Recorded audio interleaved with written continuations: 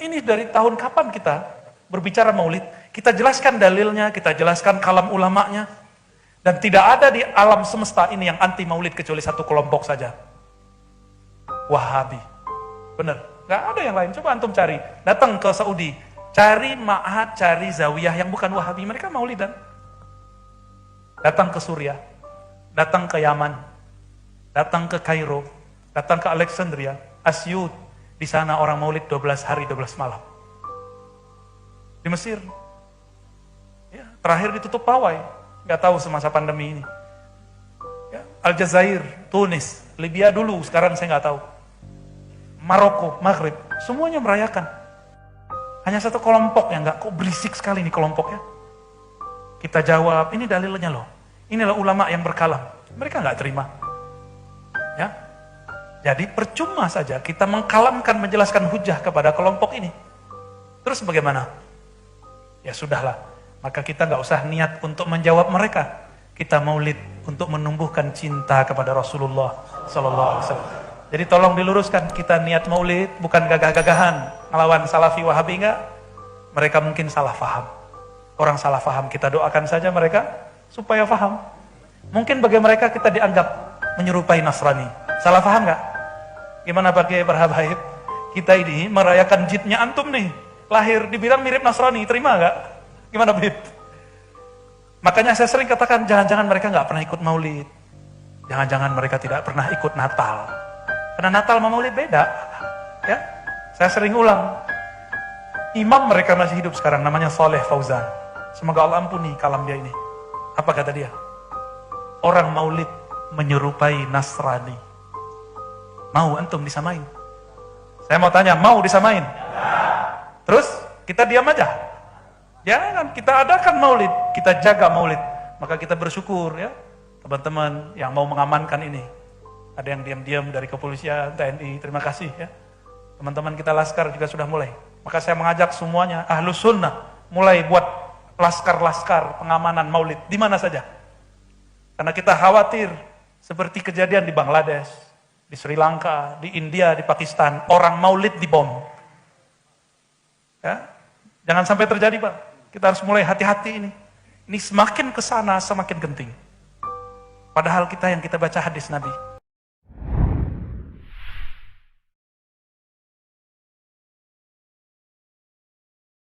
Nah, menyambung lagi Ustaz, dari orang yang mungkin ditokohkan barangkali yang tanda kutip dianggap cerdas juga Ustaz dari penyampaian-penyampaian.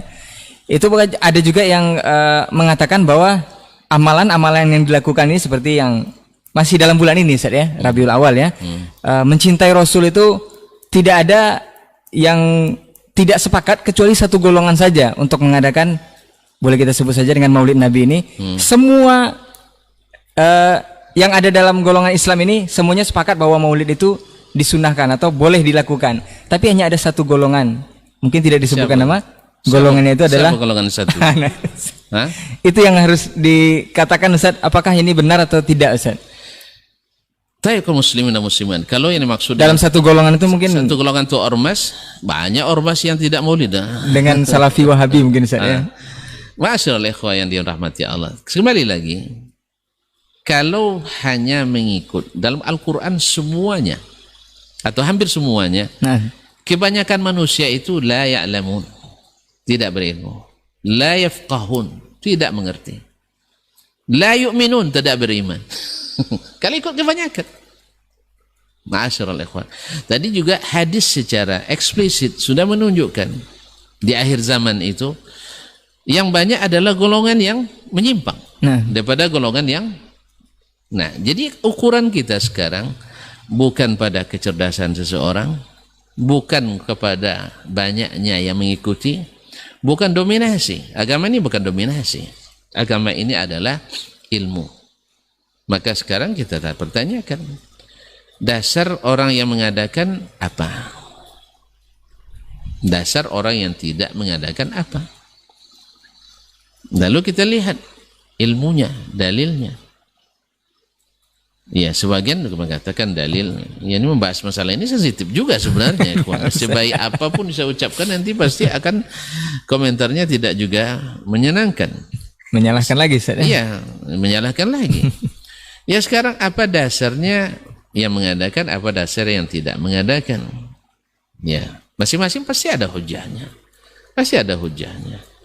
Yang tidak mengadakan, hujahnya sederhana. Sebaik petunjuk adalah petunjuk Muhammad sallallahu alaihi wasallam. Kalau alasan mencintai Nabi alaihi salatu wasallam, kita katakan tidak ada generasi yang lebih mencintai Nabi lebih dari generasi pertama. Tidak sebandinglah cinta Abu Bakar dengan Profesor Abu Bakar. Tidak sebandinglah cintanya Umar bin Khattab dengan Pak Umar bin Khattab. Tidak sebandinglah cinta Utsman ya dengan cintanya Dasman. Mereka adalah orang-orang yang diakui oleh Allah Tabaraka wa Ta'ala. Diakui oleh baginda Nabi alaihi salatu wassalam. Kalau pernyataan cinta, maka cinta mereka teruji. Kualitas berani diadu. Ya, mutu berani diadu. Tidak ada yang meragukan itu. Kecuali orang-orang yang tersesat jalan. Bahwa sahabat lebih mencintai Nabi dari generasi manapun. Sehingga masuk mereka jarak-jarak radhiyallahu anhum wa radu anhum. Nah yang kedua, kadang-kadang orang kan mencemooh juga. Seandainya ada kebaikan, pasti mereka lebih dulu melaksanakan. Ya, silakan aja antum mentertawakan ini. Tetapi dasarnya sangat jelas. Khairul quruni qarni thumma allazina yalunahum. Sebaik-baik generasi adalah generasi itu. Yang kedua, Allah sudah berikan cap legitimasi. Mereka generasi yang diridai, kemudian agama yang diridai adalah agama seperti mereka pada saat itu. Fa in amanu bimithli ma amantum bihi faqad ihtadaw. Andainya mereka beriman seperti kamu beriman pada sahabat, mereka benar-benar dapat hidayah. Oleh itu ikhwani fillah, maka yang mengikut mereka ya pasti tidak menyimpang. Dan yang tidak mengikut dikhawatirkan menyimpang. Tentu siapa yang cerdas, nah balik lagi cerdas saya udah cerdas pasti mengikuti ilmu, bukan mengikuti kecerdasan dan hawa. Jelas kan? Tidak ada kurangnya generasi itu. Kalau kita banyak kurangnya. Nah, mungkin antum jawab, oleh sebab itulah kami adakan Ustaz supaya jangan kurang gitu ya. Buktinya saja. Lalu ditafsirkanlah, karena kita ikhwani fillah, bedanya generasi as-salaf dengan al-khalaf. As-salaf itu berilmu dulu baru diamalkan. Kalau kita diamalkan dulu baru dicarikan ilmunya. Tidak dapat tidak ada emas bungkal di asah, tak ada kayu jenjing di keping. Akhirnya apa? Yang tak menjadi dalil akhirnya bisa dijadikan dalil. Yang tidak dipahami oleh salaf seperti itu, akhirnya kita paksakan memahami seperti itu. Apa sebab? Karena tidak ada dalilnya lagi. Lalu kita kumpulkan zallatul ulama. Padahal zallatul alim, zallatul alam. Tergelincirnya seorang ulama, tergelincirnya seluruh alam. Oleh itu, ma'asyiral ikhwati wal akhwat yang dirahmati Allah, ya bagaimanapun dalam masalah ini, masalahnya bukan kecerdasan tapi ilmu.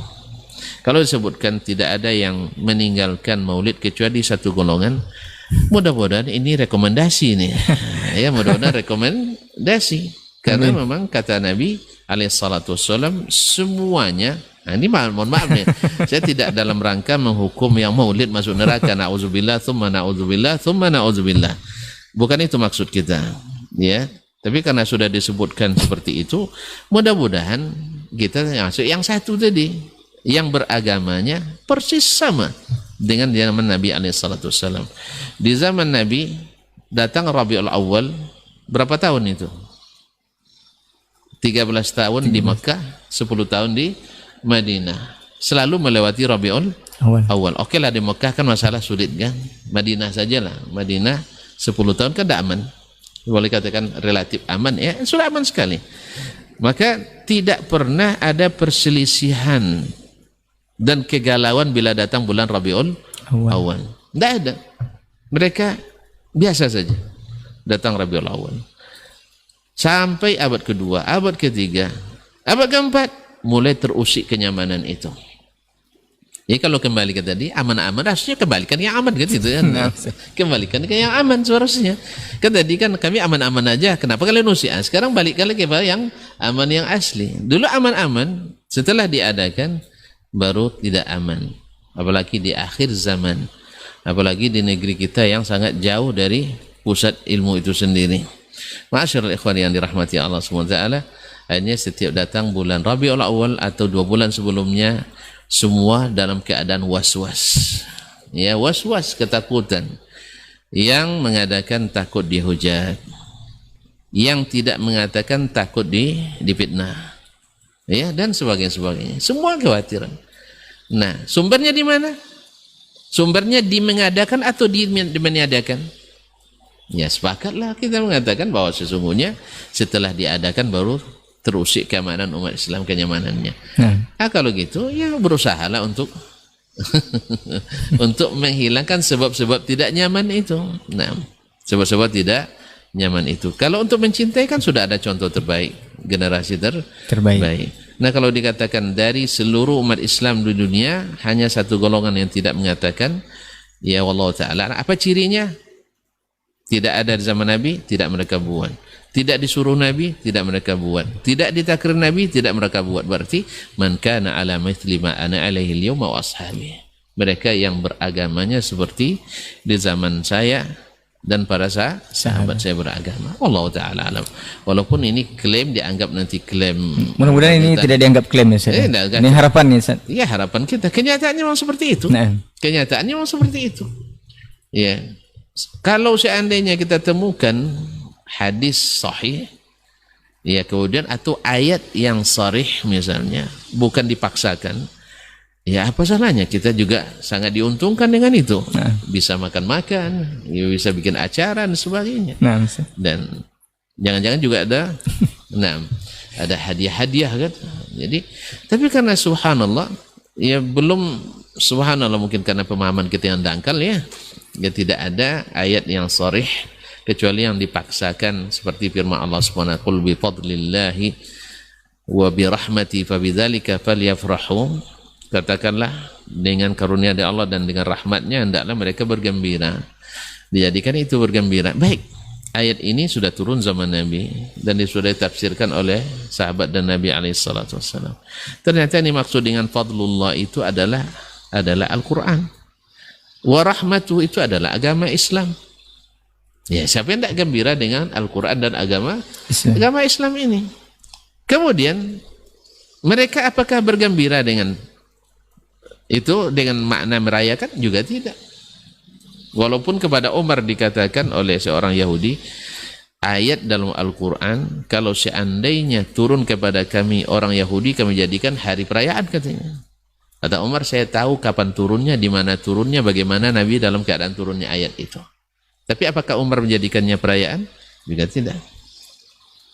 Jadi banyaknya perayaan bukan berarti tambah syiar hidup Islam, tidak.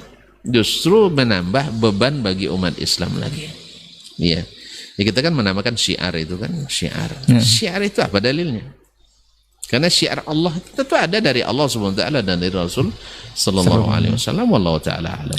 Tapi Ustaz, tolong diingat kembali bahwa kita tidak menghukum orang masuk neraka ya. Nah, ini kan bukan banyak yang nanya, Ustaz bisa jamin katanya yang maulid itu masuk neraka. Auzubillah.